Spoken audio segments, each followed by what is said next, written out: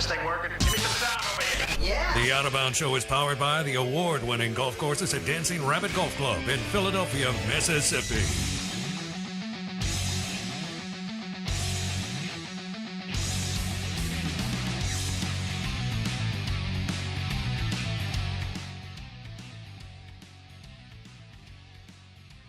Oh, your SEC Insider hit this morning is brought to you by Blue Cross Blue Shield of Mississippi. It's good to be blue. The official healthcare provider of the Out of Bounds Show. And we're also brought to you by SoundcomAV.com. Sound and Communications. The top quality audiovisual company in Mississippi, SoundcomAV.com. And that is SoundcomAV.com. We got a lot going on in the state of Mississippi. The Golden Egg game Thursday night, Mississippi State at Ole Miss. And rumors swirling around Lane Kiffin that he is the number one candidate on the Plains in Auburn. And they may offer $100+ million to Lane's reign. We'll see what happens there. We want to welcome in our friend Mike Detillier, covering football for well over 30 years. NFL, SEC, WWL Radio TV New Orleans. And Mike Detillier joins us on the Yuengling Lager guest line. Mike D., what do you call it? What do you think Lane does? Does he go to Auburn? Does he stay? What do you think? And listen, in this business, money talks and opportunities arise. A year ago, if I would have told you Brian Kelly's leaving Notre Dame for LSU, would you have believed it? No. There were rumors that Brian was maybe looking around. And there were some NFL teams that had sniffed to see if he had an interest in coaching in the NFL. But his name came out of left field. And so, again, man, in today's business of big money, sports, and that's what it is today. I had no doubt that Auburn had Lane on top of the list. The tricky part is landing him. The tricky part is landing him at this stage. And we've all seen this sort of play footsie with a coach and then at the final minutes walk away. Or they take the deal. So I think there's some work to be done. But I think there's no doubt that Auburn has set its sights on Lane and would want to land him. Now, again, can you come up with the right deal to do it? And that's what it's left up to be. I've always felt that for Lane, his next move from Ole Miss would be the NFL. But this may be a deal that's too tough to pass. Yes. If it's right financially. Right. If it's right financially, sometimes it's really difficult for you to pass on that. But I always felt if he makes a move from Ole Miss, that it would be to the NFL. Because that's the one spot he didn't have success. Didn't have success there. And understandably, he was dealing with an aging owner who really wanted somebody to be sort of a coaching puppet for him.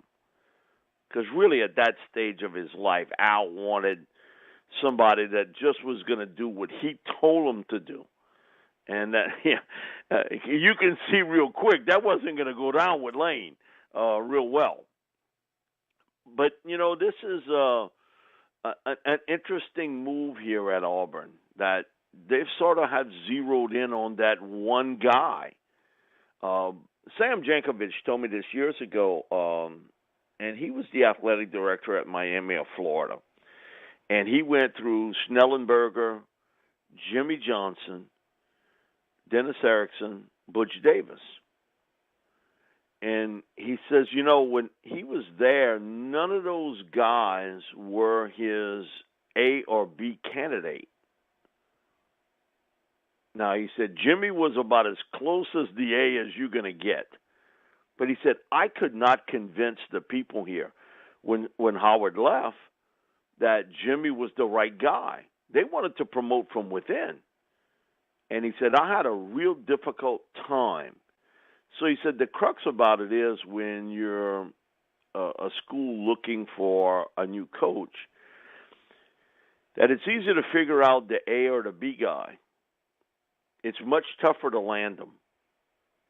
So he said, who's your C and your D guy? Who's the fallback if that coach decides not to leave, or you have people in the administration that don't want him? They want someone else. Are you willing to put up some capital to fight for him? I think in this spot here, Lane is the top candidate at Auburn, and I think you have an athletic director that's fixing to do what he has to do to try to bring him. Now it's in Lane's corner, to be honest with you, Bo. It's not in the corner of Auburn anymore. It's in Lane's corner. Mike Detillier, WWL Radio TV New Orleans on the Yuengling Lager guest line. So do you think he's the Auburn coach next week or Ole Miss? I don't know why my gut tells me he stays. But, it sort of tells me he stays. What do you think about the game Thursday night? It's in Oxford, Mississippi State at Ole Miss. Coming off the effort, I think Ole Miss wins that game. It was really disappointing this weekend to watch them play against Arkansas. And, we saw just how much K.J. Jefferson means to Arkansas at quarterback. If you don't have that position, you really screwed. You look back at it. Had Jefferson played against LSU, yikes. That game's different. I don't care how you cut it. Even the biggest LSU fan cannot say that if he's in that game, I think Arkansas comes up with the W. I mean, Arkansas got virtually nothing out of the quarterback position in that game against LSU. Virtually nothing. So I think Ole Miss bounces back and gets a W against Mississippi State. I really do. I just think that they're going to play well and run the football and control the clock and do what they've done in all year long, and it's been a workable formula. But Mississippi State, I'm more concerned about what's going on there from a football standpoint than I am Ole Miss. Of what's happening there. What's their mental attitude toward that game? I think that's a good point. I do. Because now, this is a typical Lane type deal. All the spotlight's going to be on him in this game. And it sort of takes the pressure a little bit off your players. All that spotlight and all that talk leading up to this game is going to be about what? Him probably at least seriously considering leaving to go to Auburn. Okay? I think that's what's going to be it. And I think if you've got a mature team with good veteran leadership, they're going to rally around that. That, hey, listen, we can't do anything about what the head coach does. We have no say in it. But we can take care of business Thursday against Mississippi State. My thing with Mississippi State is how they approach this game against Ole Miss. How they approach it. Yeah, if Leach loses 3 in a row, it's going to be a bumpy ride here in the state of Mississippi, regardless of what happens with Lane over the next that's correct.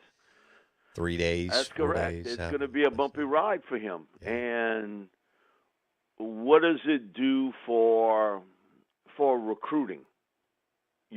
Sort of in the final weeks as it ends. And if Lane leaves Ole Miss, the door opens up now for other coaches to swarm in the state of Mississippi to try to get some of the top prospects.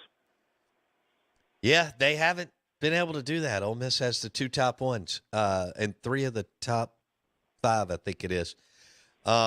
Mike Detillier on the Out of Bounds show and the Yuengling Lager guest line. What do you make of LSU? Go ahead, Mike. The reason why I'll say that, look what happened in the state of Louisiana last year when Coach O got fired and his staff left. This state got swarmed with everybody and their brother trying to recruit players from the state of Louisiana. Alabama pulled 6 players away from Louisiana. 6. Texas put a foothold and was able to get 4. A&M got 3 top players. I saw from that. The state of Louisiana. Listen, in years past, that would won't never happen again. No, not anymore. But because of a coaching change, I'm just telling you, because of the way recruits and a 17, 18-year-old young man thinks, that's going to cause havoc. If that's the other kind of domino to fall, if Lane would leave. Because unless you have somebody ready to roll right then and there, which most likely Ole Miss doesn't, they don't have somebody that immediately bang and he's in place. I'm just telling you, you talk about an invasion, it's going to be an invasion in the state of Mississippi for the top players from other schools. Yeah. I saw it here a year ago, and I'm just telling you the same thing's going to happen in Mississippi. The exact same thing is going to happen. Tereen Perkins if it does. Aiden Williams. Yeah, Mike Detillier on the Yuengling Lager guest line. Mike, LSU at A&M. Can LSU keep the edge, go in there and do what they need to do in College Station this weekend with an A&M team that looks just awful? Yeah, I think they do. One of the things, Brian is differently wired than the previous coaches here.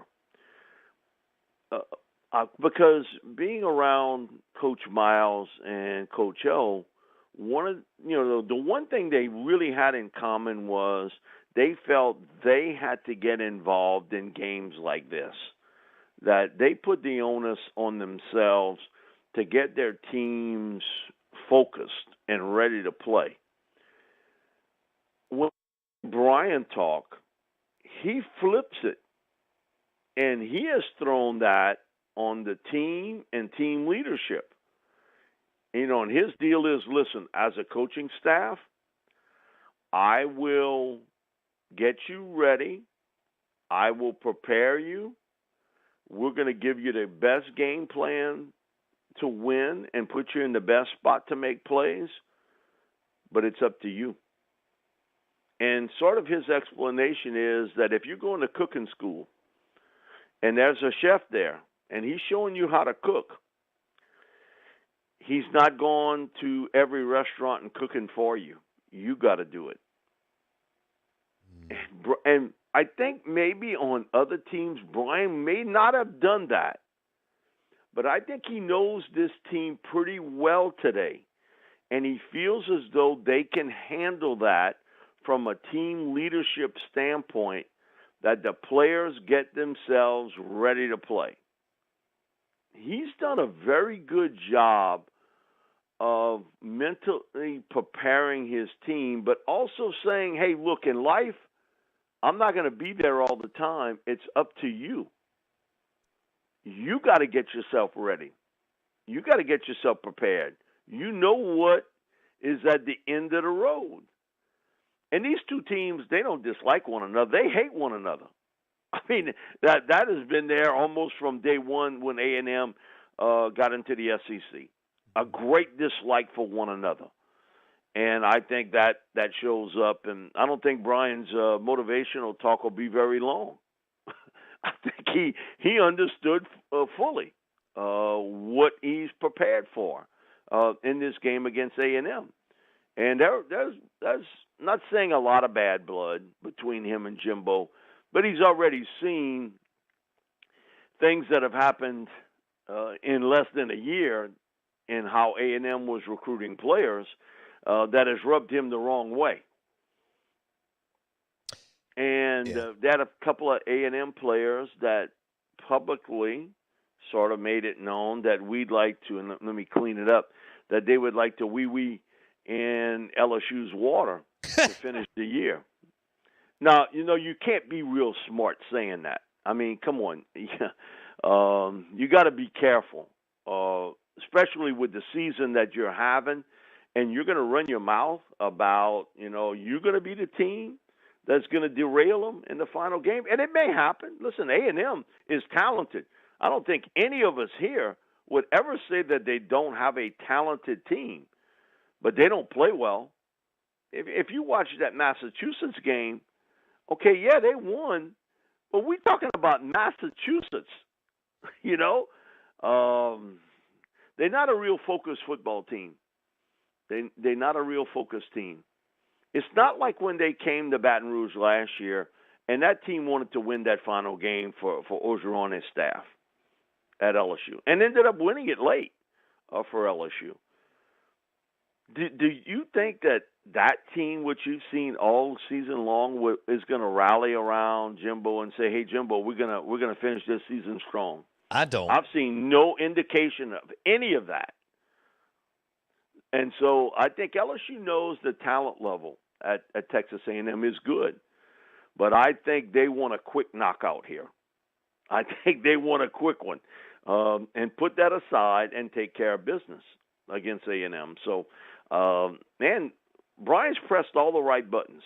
Really has for most of the season with this team and getting them to understand the task at hand and what's there. And I don't think LSU's looking ahead to the SEC championship game. Now, not under Kelly. Now, that might have happened maybe under Coach O or Coach Miles, but I don't see that happening with Kelly. No, he's a different level, man. He's a different guy. And like I said, the only guy that I've seen like him at LSU was Nick.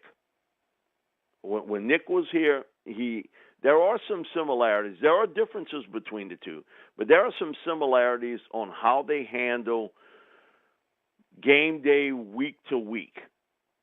And at times, Nick threw this on the back of the players that, hey, it's up to y'all. And then some years, I think he knew maybe that team didn't respond to that well, and he put it on himself. But Brian this year has done a very good job of saying, hey, listen, I'm going to prepare you. We get you ready. We're going to put you in the right spot. But it's up to you. Don't come with the excuse that we're looking ahead. It's up to you. And that has worked very well on this team. They've responded to Brian very, very well that way. And so I don't think you're going to see a hiccup here against A&M. I'd be surprised if it did happen. Really would. So what shocked you more? Tennessee getting blown out or Ole Miss getting blown out? Tennessee. I thought South Carolina could play with them for a while, but I didn't think they would hit them with the tsunami like they did. And offensively, that's as good as Rattlers played at South Carolina. He was awesome. But Tennessee's defense was so bad all game long. But even at halftime, my thoughts were, man, Hooker's going to get this rolling. They're going to maybe get a turnover, and because that's what Rattler's done. He's turned the football over quite a bit all season long. It didn't happen. So that surprised me. I knew Arkansas, they're a different team with K.J. Jefferson and without him.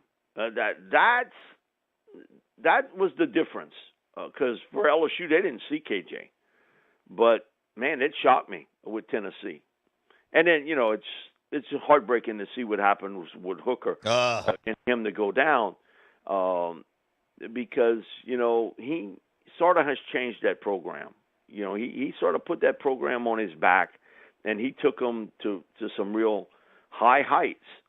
And they're not the same without him. We saw it. If you think Joe Milton's going to all of a sudden turn into Hooker, that ain't happening. No. Joe Milton's talented as an athlete, and he's a really good runner. But his accuracy skills, and that was the reason he was pulled. That's the reason why Josh pulled him to go with Hooker. His accuracy skills are not close to what we've seen from Hendon Hooker. Now, a lot of people have brought up, I think this is going to devastate his draft stock. No, it's not going to devastate his draft stock. That's a knee-jerk reaction. All I know is in the national championship game, Jameson Williams went down with a knee injury. He had surgery. And I heard the same stupid comments from all these some other draft analysts who haven't done this for long, but it's their knee-jerk reaction to it. Jameson Williams was picked with the 12th pick in the draft. In a draft loaded with receivers, Jameson went 12th overall. I've always felt Hooker was a first-round pick, a 20th pick in round one. And with the way surgery is done today for your knee, it's not the devastating injury that maybe we thought about, like when we were kids. Somebody had a knee injury like that you were going to be out for quite some time. I don't think it's going to devastate his draft stock at all. And you look in the NFL how bad the quarterback play is. Convince me that some team won't pick him in round one. I do not think it's going to be a devastating shot to his draft position at all. Now, you may have other people come on and say that, but the people that say that, they don't know what they're talking about. I'm just telling you right now. And I go back to Williams. In a draft full of receivers, Detroit picked him 12th overall. And had they not picked him 12th, he'd have probably went 13th or 14th. Right. And it's not looked at by NFL people in the same manner, knee injuries, as maybe in the past, unless it involves some, complications. And I think, Hooker's the type guy, he's going to bust his butt to come back from that knee injury. But I can't teach you to be accurate. Either you are or you're not. And he is. All right, we'll leave it there. If LSU's rolling, they got A&M this weekend, then they go play Georgia in Atlanta. Could be wild if Brian Kelly can pull this off. He's Mike Detillier, WWL Radio TV New Orleans. And Mike joined us on the Yuengling Lager guest line. Happy Thanksgiving, my friend. We'll talk next week. Happy Thanksgiving to everybody. You too, Bo. Take care, buddy. At Mike Detillier on Twitter, NFL, SEC Insider. He joined us on ESPN 105.9 The Zone. He likes the Rebels to win. He likes LSU to win. And I thought he made a good point on Hendon Hooker. I think he'll be just fine, and he'll be a top 20-25 pick and maybe even higher. We'll see how that looks. I hate that his knee buckled the other night. What a hell of a player. But, he's got over 4 months before the draft. This day and age, he'll be doing some things. No, 5. He'll be doing some things in April and so on before the draft. Blake wants to go to Kansas City. Not sure I'm going to make that trip. I don't know. We may. We'll see. Out of Bounds, driven by your next Ram truck. Jeep Grand Cherokee, Mack Hike and Flowwood, MackHikeFlowwood.com. That's MackHikeFlowwood.com if you're in the market for an SUV or truck, pre-owned or new. MackHikeFlowwood.com. Mack Hike and Flowwood, right down from Rick's Pro Truck and Mississippi Sports Medicine and Orthopedic Center. We got a good run going over there in Flowwood. MackHikeFlowwood.com. Also, show is brought to you by the Game Day Sticks for Thanksgiving and a big weekend of football at Havana Smoke Shop in Jackson and Havana Smoke Shop at the Reservoir. Hour number 3 coming up.